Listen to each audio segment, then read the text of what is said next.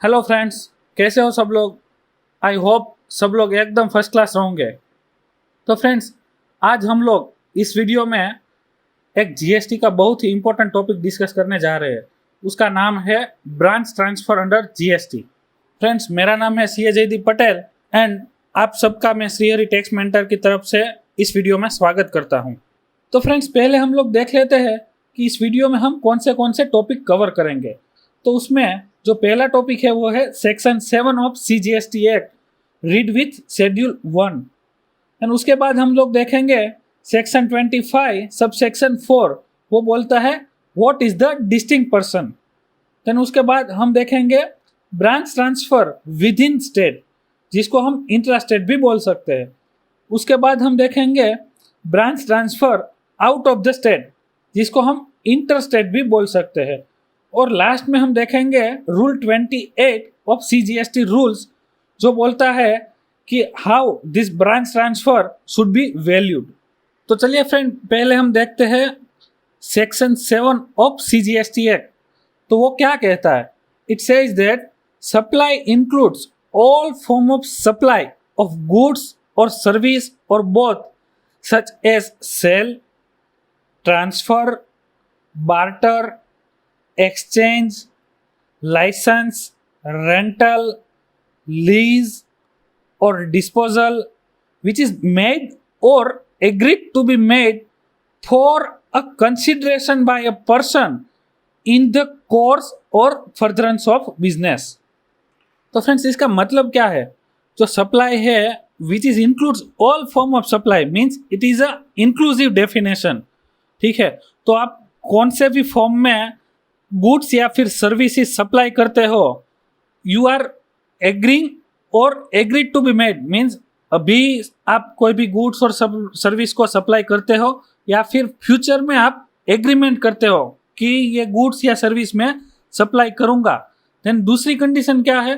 For a consideration by a person means आपको वो goods और सर्विस देने के बाद कुछ कंसिडरेशन के रूप में कुछ भी वापस आ रहा है, या तो फिर पैसे आ रहा है, या तो फिर सर्विस के सामने सर्विस आ रही है, या तो फिर गुड्स के सामने गुड्स आ रही है, तो भी वो सप्लाई माना जाएगा। और जो तीसरी कंडीशन है वो है इन द कोर्स और furtherance of business. That means कि आप कोई भी बिजनेस करते हो, वो बिजनेस करने के टाइम आप कोई भी गुड्स या सर्विस को सप्लाई करते हैं फॉर अ कंसिडरेशन। अगर आप कोई बिजनेस नहीं करते हो और कोई इंटेंशन नहीं है बिजनेस का एंड आप कोई भी गुड्स दे रहे हो, then it will not be considered as a supply. उसके बाद फ्रेंड्स हम देखेंगे शेड्यूल 1 ऑफ सीजीएसटी एक्ट, उसमें सेकंड पैरा क्या कहता है। तो it is saying that supply of goods और सर्विसेज और बोथ बिटवीन रिलेटेड पर्सन और between distinct person as specified in section 25 of CGST Act when made in the course or the furtherance of a business, even if made without consideration, it is also covered under the ambit of scope of supply। तो friends, इसका मतलब क्या है?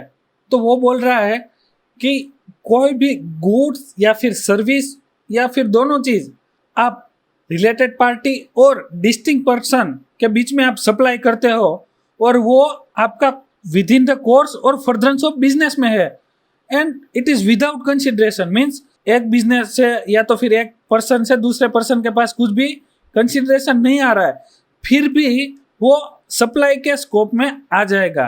उसके बाद हम देखेंगे section 25 sub section 4, जो बोलता है what is the distinct person. तो friends, a person who has obtained और is required to obtain more than one registration, whether in one state or union territory or more than one state or union territory, shall in respect of each such registration be treated as a distinct person for the purpose of this act। तो friends, उसका मतलब क्या है? तो पहली चीज तो मैं बता दूं कि ये जो जीएसटी के रजिस्ट्रेशन है ना, that will be given based on the PAN card means PAN number।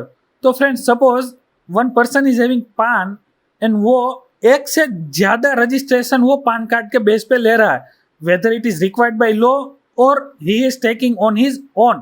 तो वो जो दोनों रजिस्ट्रेशन है ना, that will be treated as distinct person. वो दोनों सेम नहीं कहलाएंगे, even though it is based on the same PAN card, but वो दोनों अलग अलग कहलाएंगे।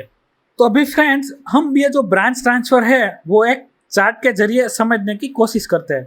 तो फ्रेंड्स ब्रांच ट्रांसफर दो तरह के होते हैं, एक तो विद इन द स्टेट जिसको हम इंट्रा स्टेट सप्लाई भी बोल सकते हैं, और दूसरा है आउट ऑफ द स्टेट जिसको हम इंटर स्टेट सप्लाई भी बोलते हैं। तो उसमें पहले हम with in the state like intra state supply को देखेंगे। तो उसमें दो टाइप के ट्रांजैक्शन इन्वॉल्व होते हैं।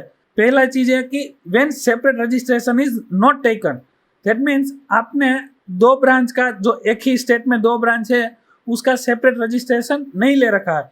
तो वो जो सेपरेट रजिस्ट्रेशन नहीं लिया हुआ है एंड आप कोई भी गुड्स और सर्विसेज या तो फिर दोनों ट्रांसफर करते हो, then it will not be treated as supply. And जब वो सप्लाई नहीं कहलाता है तो उसमें जीएसटी की लायबिलिटी भी नहीं आती है। और आपने जब एक ही स्टेट में सेपरेट सेपरेट रजिस्ट्रेशन ले रखे हैं तो फिर जब आप कोई भी गुड्स एक ब्रांच से दूसरी ब्रांच में ट्रांसफर करते हो तो फिर it will be treated as a supply, and when it will be treated as a supply then it is also liable for the GST. उसके बाद है branch transfer out of the state, that is inter state supply. तो friends अगर दो branch अगर separate separate state में रहती है तो कंपलसरी आपको सेपरेट रजिस्ट्रेशन उसके लिए लेना पड़ता है। एंड जब आप एक रजिस्ट्रेशन से दूसरे रजिस्ट्रेशन के बीच में गुड्स या तो फिर सर्विस या तो दोनों फिर ट्रांसफर करते हैं तो उसको सप्लाई ही माना जाता है। And when it is treated as supply then it is also liable for the GST. तो चलिए फ्रेंड्स ये जो ब्रांच ट्रांसफर है वो हम एग्जाम्पल की मदद से देखते हैं एक बार। तो उसमें branch transfer within the state that means intra state supply, and उसमें भी when separate registration is not taken, that means आपका जो ब्रांचेस है वो एक ही स्टेट में दूसरी जगह पे है। तो आपको ये जो चार्ट है उसमें देख सकते हैं कि आपकी हेड ऑफिस है वो गुजरात में कोई और जगह पे है, बाद में आपका जो शोरूम है वो दूसरी जगह पे है, और जो फैक्ट्री है वो भी दूसरी जगह पे है, लेकिन वो सबका सेपरेट सेपरेट रजिस्ट्रेशन आपने नहीं ले रखा है। तो आप देख सकते हैं कि ये जो ABC एंड को है उसका हेड ऑफिस, फैक्ट्री और शोरूम वो सब एक ही स्टेट में है, एंड वो लोगों ने इसके लिए कोई भी सेपरेट रजिस्ट्रेशन नहीं लिया है। लेकिन ये जो हेड ऑफिस है उसको उसने प्रिंसिपल प्लेस ऑफ बिजनेस दिखाया हुआ है, और फैक्ट्री और शोरूम उसको एडिशनल प्लेस ऑफ बिजनेस दिखाया हुआ है। तो अभी कोई भी गुड्स है वो फैक्ट्री से शोरूम या तो फिर हेड ऑफिस से शोरूम या तो फिर हेड ऑफिस से फैक्ट्री या तो फिर फैक्ट्री से हेड ऑफिस वैसे कैसे भी ट्रांसफर होता है तो वो सप्लाई नहीं माना जाएगा, क्योंकि it is there within the state and separate registration नहीं ले रखा हुआ। तो when it is not treated as supply तो जीएसटी की कोई भी लायबिलिटी नहीं बनेगी। उसके बाद हम देखते हैं branch transfer within the state when separate registration is taken. तो फ्रेंड्स इसमें आप देख सकते हैं ये साइड में ये जो गुजरात में एक हेड ऑफिस है, एक शोरूम है और फैक्ट्री है। तो उसमें हेड ऑफिस है वो प्रिंसिपल प्लेस ऑफ बिजनेस है, एंड जो फैक्ट्री है उसका उसने एडिशनल प्लेस ऑफ बिजनेस लिया हुआ है। तो हेड ऑफिस और फैक्ट्री का सेम ही रजिस्ट्रेशन है, लेकिन जो शोरूम है उसके लिए उसने सेपरेट रजिस्ट्रेशन ले रखा है। तो इसमें अब कोई भी गुड्स या फिर सर्विस हेड ऑफिस से फैक्ट्री या फिर फैक्ट्री से हेड ऑफिस ट्रांसफर करते हो तो उसमें कोई भी जीएसटी की लायबिलिटी नहीं बनेगी। लेकिन अब कोई भी गुड्स या फिर सर्विस हेड ऑफिस से शोरूम या फिर फैक्ट्री से शोरूम ट्रांसफर करते हो then it will be considered as a supply and it is liable for the GST. और इसमें जो तीसरा सिनेरियो है वो है branch transfer out of the state, that means inter state supply. तो उसमें क्या है कि आपका जो हेड ऑफिस है वो गुजरात में है, बाद में जो फैक्ट्री है वो महाराष्ट्र में है, और जो शोरूम है वो तेलंगाना में है। तो इसमें आपको कंपल्सरीली सेपरेट सेपरेट रजिस्ट्रेशन लेने ही पड़ेंगे। तो इसमें अगर आप कोई भी गुड्स फैक्ट्री से हेड ऑफिस या तो फिर फैक्ट्री से शोरूम में या तो फिर कोई भी सर्विसेज है जो हेड ऑफिस से फैक्ट्री ट्रांसफर करते हो, it is considered as a supply, and since it is considered as a supply therefore it will B liable for the GST. उसके बाद में आज का last topic which is rule 28 of CGST rules which is talking about the valuation. तो friends चलो देखते हैं कि ये जो रूल है what it is saying. So rule 28 deals with the value of supply of goods और सर्विस और बोथ बिटवीन डिस्टिंक्ट पर्सन और related person other than through agent. तो फ्रेंड्स ये रूल कब अप्लाई होता है? तो ये जब आप कोई भी गुड्स सर्विस या तो फिर दोनों चीज रिलेटेड पार्टी या तो फिर डिस्टिंक्ट पर्सन के बीच में सप्लाई करते हो तब ये रूल अप्लाई होता है। और ये वो बोलता है कि उसकी ये जो भी कोई भी गुड्स या तो फिर सर्विसेज आपने सप्लाई की है उसकी वैल्यू क्या होगी। तो वो बोलता है कि the value of supply shall be the as follows. उसमें पहला चीज है B the open market value of such supply. That means कि सपोज आप कोई भी चीज बेच रहे हो तो उसकी ओपन मार्केट वैल्यू क्या है, तो वो सेम ओपन मार्केट वैल्यू ही उसकी वैल्यू बन जाएगी।